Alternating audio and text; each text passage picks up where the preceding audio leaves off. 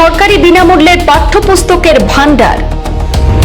কার ছত্রছায়ায় বেসরকারি বিদ্যালয়ে সরকারি বই ব্যবহার করা হচ্ছিল? শিক্ষা ব্যবস্থার স্বচ্ছতা নিয়ে নতুন করে প্রশ্ন উঠছে হাইলাকান্দিতে।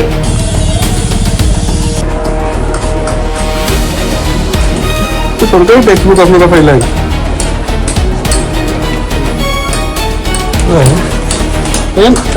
এখানে অনেক সরকারি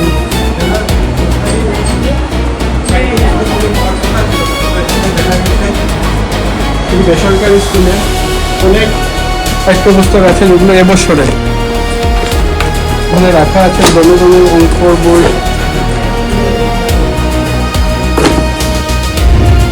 সরকারি সম্পদের সুরক্ষায় কি তবে ব্যর্থ শিক্ষা বিভাগ?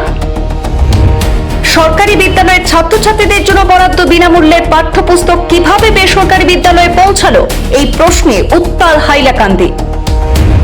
হাইলাকান্দি তজমুল আলী শিক্ষা সদনের বিরুদ্ধে থানায় মামলা। সরকারি বই কি কালোবাজারে বিক্রি হচ্ছে? এই দুর্নীতির নেপথ্যে আর কারা রয়েছে প্রশ্ন জনমনে। হাইলাকান্দি জেলায় এক চাঞ্চল্যকর ঘটনাকে কেন্দ্র করে বর্তমানে শিক্ষা মহলে তীব্র প্রতিক্রিয়ার সৃষ্টি হয়েছে। হাইলাকান্দি শিক্ষাখণ্ডের অন্তর্গত গাংপার গ্রামের তজমুল আলী শিক্ষা সদর নামের একটি বেসরকারি বিদ্যালয়ে বিপুল পরিমাণ সরকারি বিনামূল্যের পাঠ্যপুস্তক উদ্ধার হওয়ায় শুরু হয়েছে ব্যাপক বিতর্ক।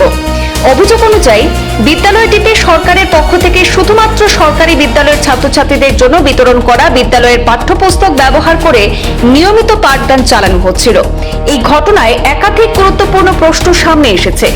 একটি বেসরকারি বিদ্যালয়ের হাতে সরকারি বিনামূল্যে পাঠ্যপুস্তক কিভাবে পৌঁছালো?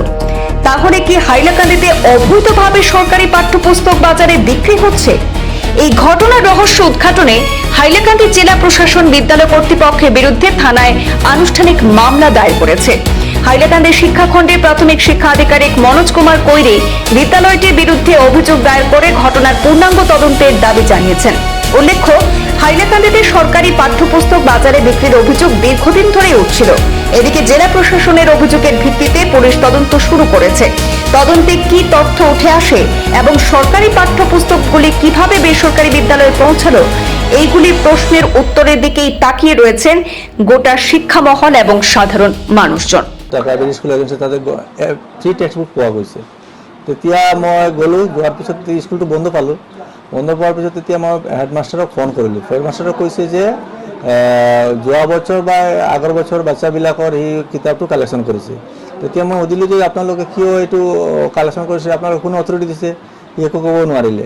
তেতিয়া মই আমাৰ এডিচি মেমক ফোন কৰিলোঁ। এডিচি মেমৰ এজ পাৰ ইনষ্ট্ৰাকশ্যনে আমি আমাৰ হাইলাকান্দি সদৰ থানাত গৈ এটা এফআইআৰ কৰিলোঁ যে আমাৰ ফ্ৰী টেক্সট বুক যিটো আমাৰ গভৰ্ণমেণ্ট স্কুলৰ ল'ৰা ছোৱালী পাব লাগে, তো সি যোৱা বছৰে হওক না কিয় বা তাতে প্ৰাইভেট স্কুলত আমাৰ গভৰ্ণমেণ্টৰ ছাপ্লাই বইটো ইউজ কৰি আছে।